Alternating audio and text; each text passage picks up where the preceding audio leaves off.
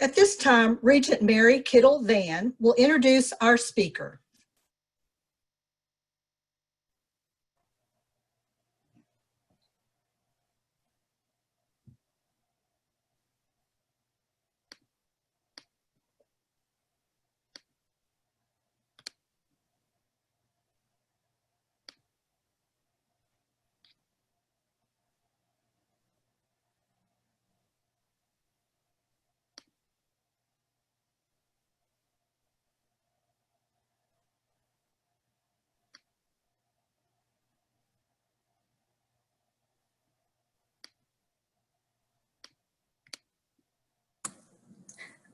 Hello, can you hear me?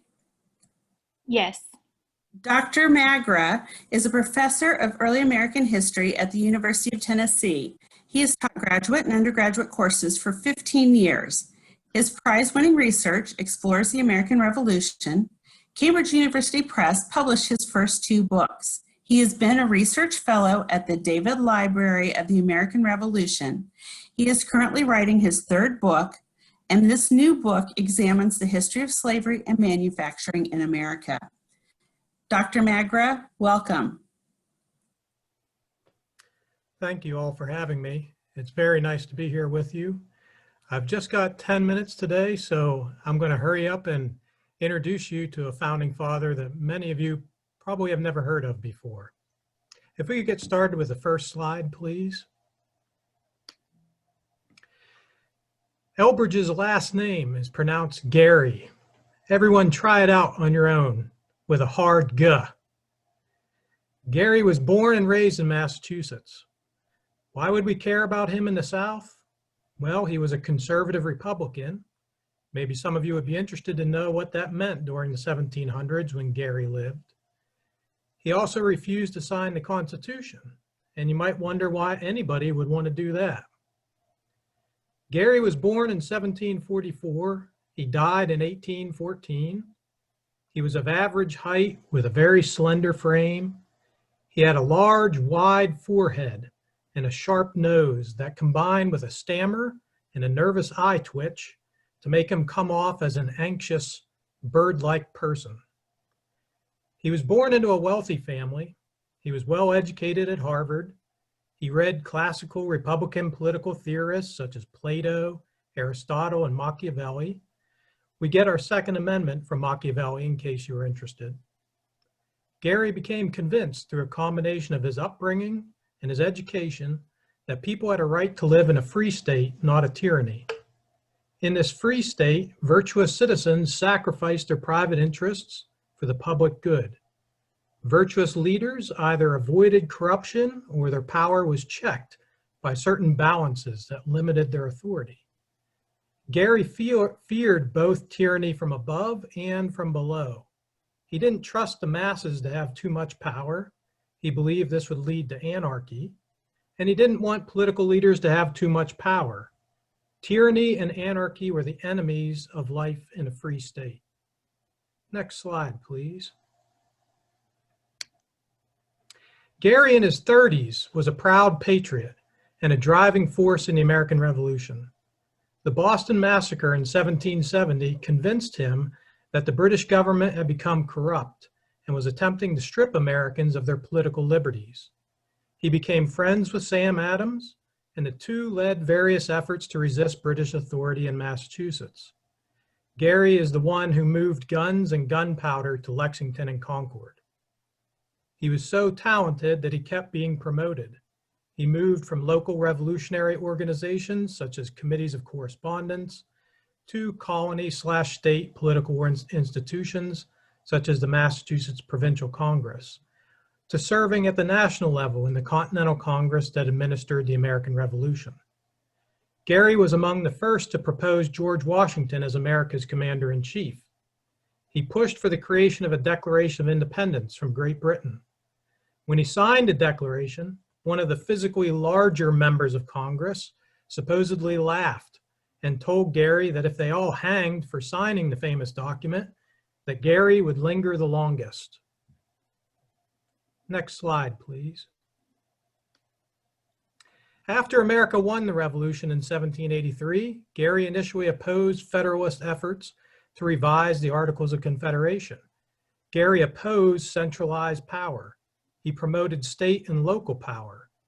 Gerry stopped serving in Congress in 1785 and went back to Massachusetts to live as a merchant and a land speculator. But then Shays' Rebellion broke out in Massachusetts in 1786. Initially, Gerry opposed the military suppression of the rebellion, as this verged on tyranny. But as the rebellion became increasingly violent, Gerry feared mob rule. He joined the push for a constitutional convention to create a stronger national government in 1787. At the convention in Philadelphia, Pennsylvania, Gerry argued for a balance of power between states and the national government. He argued against states' rights advocates, and he battled extreme Federalists such as James Madison and Alexander Hamilton. Some people call Gerry an anti-Federalist for this. He was really trying to hit a balance between strong states and a strong national government. Gerry fought for safeguards to protect citizens from tyranny. He argued for checks and balances in the new federal government at the Constitutional Convention. He wanted the new American government to have different branches with separate powers that could check each other. He also fought for term limits to reduce corruption. And he pushed for a Bill of Rights. Gerry openly and forcefully pushed members of the convention to include a list of the rights of the American people that the American government could never violate. Gerry believed that the spirit of America was anti-monarchical, and he believed the Bill of Rights was the only way to preserve that spirit. Simply giving more power to the federal government didn't cut it.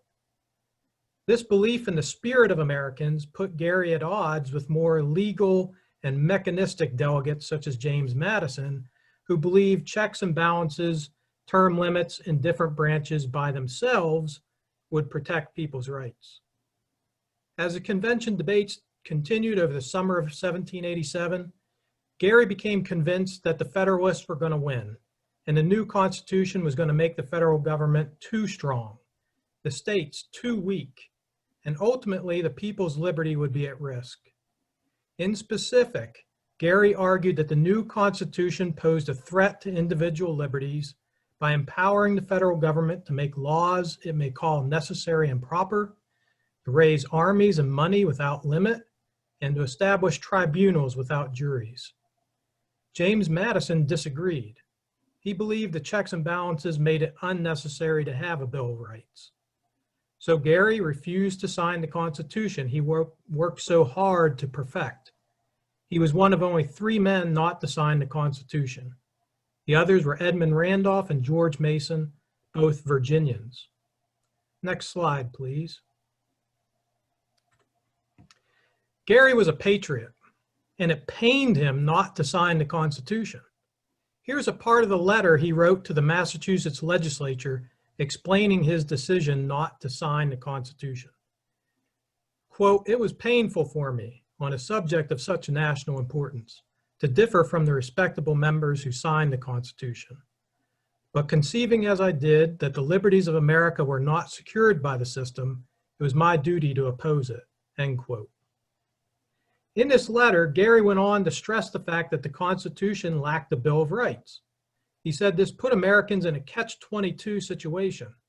If the states ratified the Constitution, then individual Americans would lose their liberties. But if states rejected the new plan for a more perfect union, then Gerry wrote, quote, "Anarchy may ensue," end quote. Gerry's solution was to recommend Massachusetts ratify the Constitution and push for a Bill of Rights. This was Gerry's plan.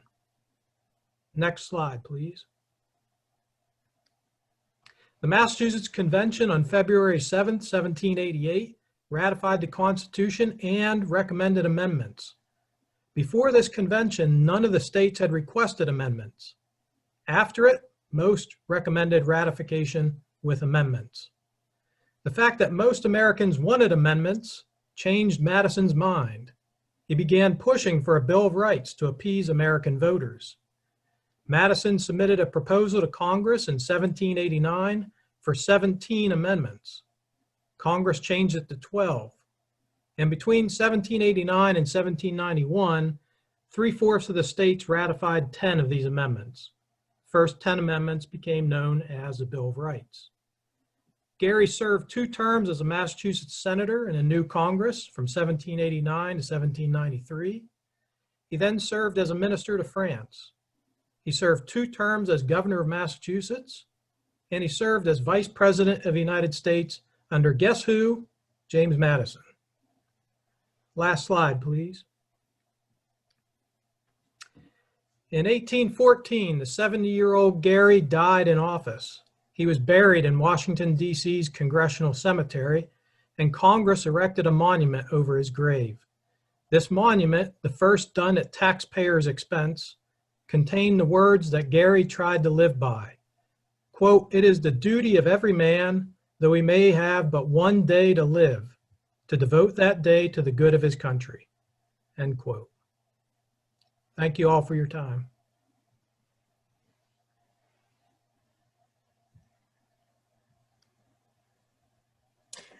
Thank you, Dr. Magra, for this important and interesting information about the Constitution and the Bill of Rights and the role that the cantankerous Elbridge Gerry played in their creation. In gratitude,